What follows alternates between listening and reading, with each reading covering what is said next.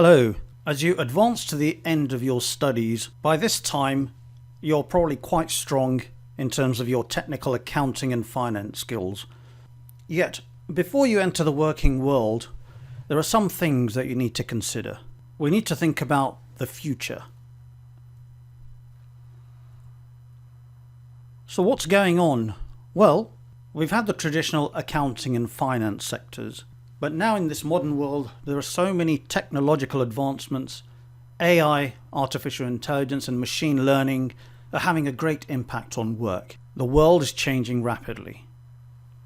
And so, in that sense, what I would ask you to think about right now, change is what is going to be a part of all of our lives, and the sooner we accept this, the better. And I'll explain why. Let's move forward.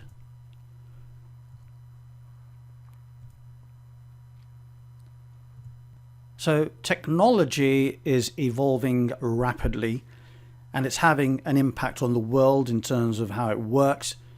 And if we think about the situation that we're going through currently, it's quite obvious that more and more people are working away from work. They don't need to be physically present, and technology enables that. However, maybe this gives us an idea of what may happen in the future. Some people think that professions may disappear. How does that affect accounting and finance? Here are some quotes that you may find interesting.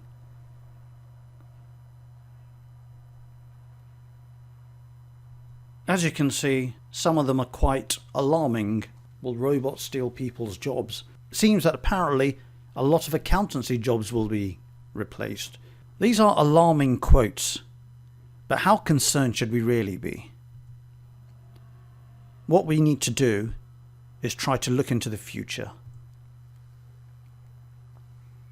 According to a well-known article by Frey and Osborne 2013, tasks will be computerized within the next 2 decades.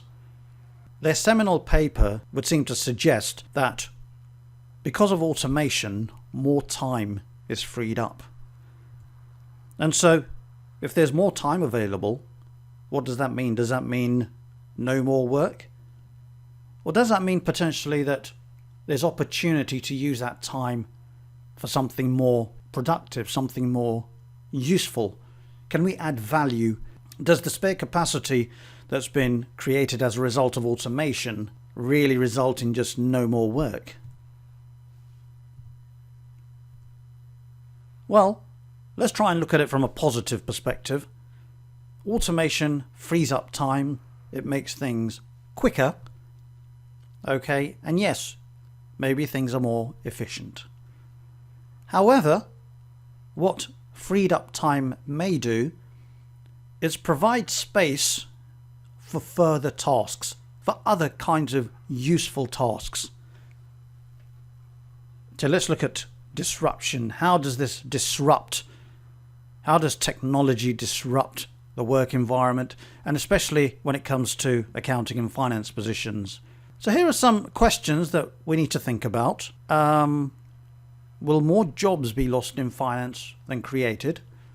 That's interesting because most people, when they think of automation, may think that jobs are just reduced. There'll just be fewer people doing more of the work. Or is there an opportunity to create more employment? Does that mean thinking of new tasks that don't exist at the moment? A lot of it's about looking into the future, the unknown.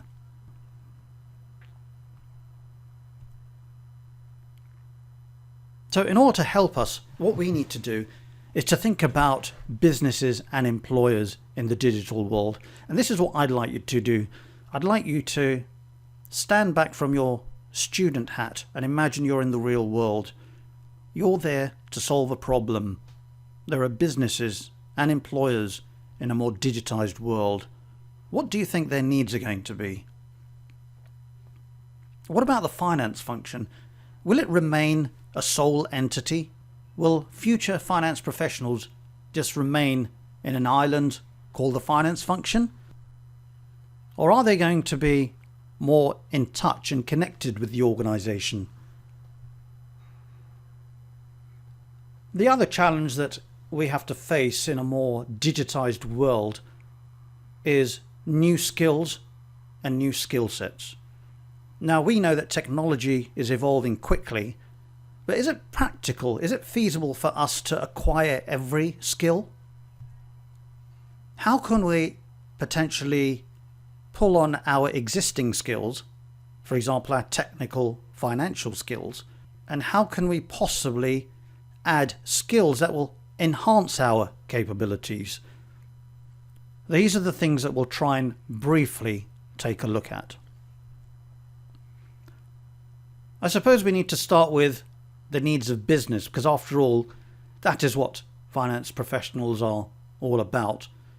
We're there to help businesses be sustainable, to survive. And that's why the skills that you have are perhaps even more important. So I'm going to talk about some aspects of some research conducted by the Chartered Institute of Management Accountants, known as CIMA. These are some of the findings of CIMA's research. So it goes without saying that the underlying driver of change is technology. Organizations and companies have no choice but to change, and that's simply because there's social change. People demand more, their expectations change, and let's face it, many people, especially the new generation, are quite tech savvy, and so they expect organizations to be the same. Don't expect consumers to stick with organizations that still work in the traditional way. So there's market change, and so because there's more data, consumers have more power. They can quite easily go on the web, do a search, and be quite unforgiving in what they decide.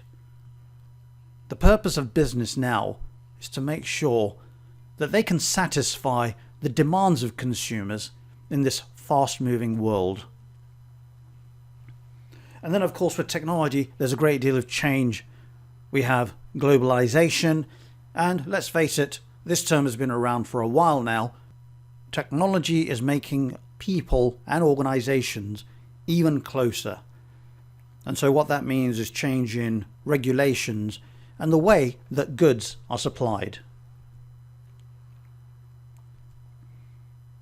So, in order to stay ahead, what organizations need to do is to invest, and that's what they're doing. They're investing in artificial intelligence.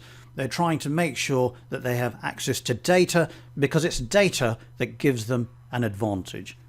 And they need to invest in these technologies because they need to stay competitive locally and globally. In a way, you could say it's like a race, and that is not an understatement. If there's more data, there's a need for more technology to make sense of that data. So we live in what is known as a hyper-networked world. So what do I mean by that? Well, our smartphones are connected to the net. Now we have smart homes. And interestingly, even clothes are connected to the internet. So to say that the power is in the portal is not an understatement.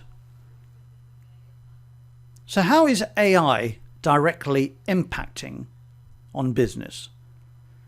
So let's perhaps elaborate a little bit more about AI. We have machine learning, we have deep learning, there's speech recognition. If you have a bank account, you can in fact leave your voice as your password. There's cognitive computing. A lot of terms here that I'm not necessarily going to go into right now, but there are a vast number of technologies that can be utilized by organizations to help them get a competitive edge. And in fact, these technologies just put more pressure on organizations in order to maintain competitiveness.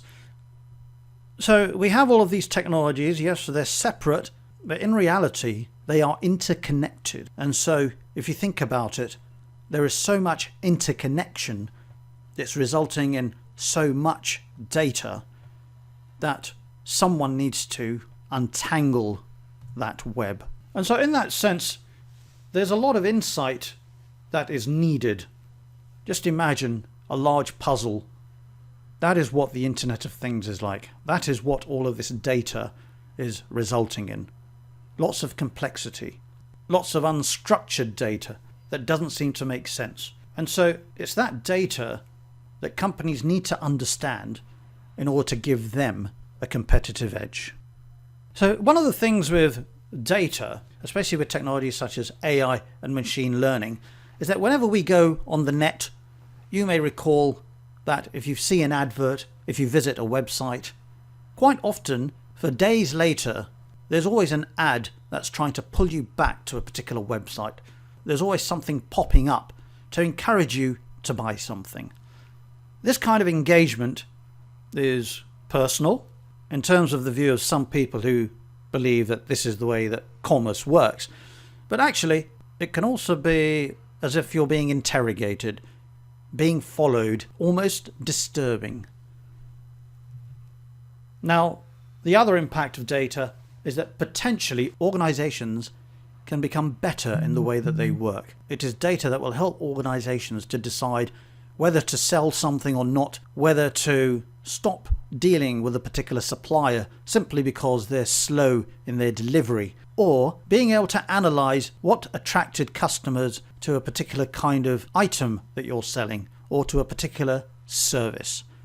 And one of the advantages of data is that because the data is so intricate, it potentially allows organizations to make more informed and better judgments about what kinds of new products to invest in, what kinds of products to develop, and which products not to go near.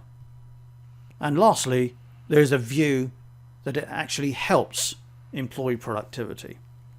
The underlying theme is that there's a lot of data.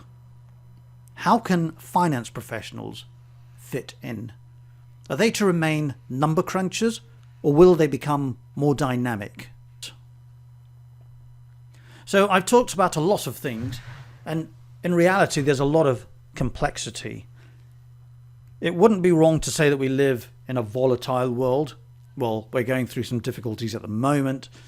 Unpredictability, change is happening quickly, and of course there's uncertainty. And I guess when I started talking about this topic, uncertainty was something that was in there in the back of my mind. And so how can we deal with this uncertainty? Traditional methods may have worked in the past, but perhaps it's time to change.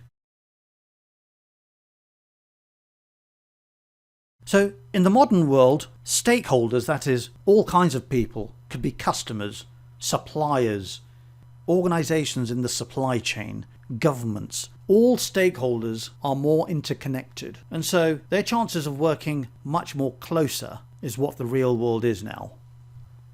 There's continuous interaction, and so with this complexity there's a need for solutions. Solutions which have not really been found yet. For some, yes, but we're just beginning to touch the surface. Okay, so what can you as a finance professional do? Adaptability is the key. You as a professional need to have a growth mindset. Learning is something that will continue. In the modern world, things are changing so rapidly that learning is something that is constant. It's something that if we accept, then there's a strong chance that we'll be successful. So in the past, accountants would sit in a finance office and they were in a way on their own island, separate from the organization. But finance professionals now need to collaborate. You need to be seen as someone who works right across the organization. Adaptability, flexibility, a listener. This is what your trademark needs to be. And let's face it, your investment and finance education has given you the skills to be able to look at data. You already have an advantage. You're used to seeing numbers. The job of finance professionals may be to create insight. What do I mean by insight? Well, looking at numbers and seeing how those numbers can be interpreted and changed into something useful. And that doesn't necessarily mean trying to work out which product is the most profitable. It could even include making judgments about which products would impact negatively on the environment. The consumers of the future are very concerned about the environment. As a professional, you need to put on a variety of hats, including your ethical hat. And you need to provide foresight. In other words, you need to help organizations look into the future. How can they adapt? What kind of strategy should they adopt? And this might relate to even marketing, charity, helping people around the world who are disadvantaged. It's not just about profit. So here are a few thoughts for you to take away. In the future, professionals need to be adaptable. They need to be ready to make change, to lead change, and to be at the center of change. And it's less now about saving money and costs. It's about adding value to an organization. You need to become a trusted partner across the organization. That is what is probably the future of the finance professional. So until next time, goodbye and stay positive.